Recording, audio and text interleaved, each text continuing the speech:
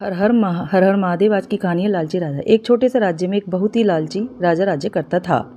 हालांकि वह बहुत अमीर था, पर वह राजा इतना लालची था कि अपने राज्यों के लोगों से भी तरह तरह के कर लगाकर उनसे पैसा वसूल करता था।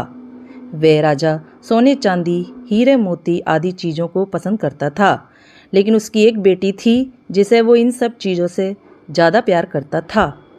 एक बार राजा अपने बगीचे में टहल रहा था, तभी उसने एक परी को देखा। परी के कुछ बाल पेड़ों की शाखाओं में फंस गए थे। राजा परी के पास आया और उसे बाहर निकालने में मदद की।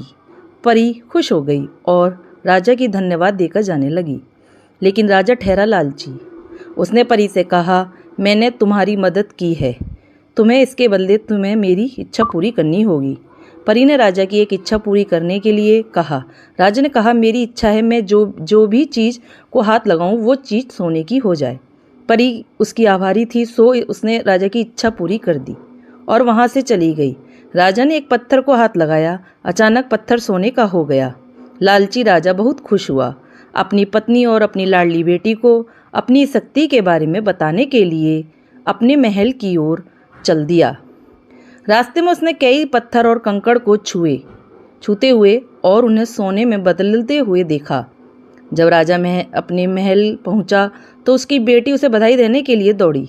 जैसे ही वह उसे अपनी बाहों में लेने के लिए नीचे झुका, छूते ही बेटी एक सोने की मूर्ति में बदल गई। राजा तबाह हो गया और रोने लगा और अपनी बेटी को वापस लाने की कोशिश करता रहा। उसे अपनी मूर्खता और लालच का एहसास हुआ। अब वो अपनी शक्ति से छुटकारा पाना चाहता था।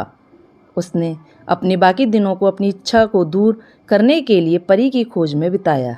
दोस्तों, यदि मेरी वीडियो पसंद आए, लाइक करें, सब्सक्राइब करें। धन्यवाद।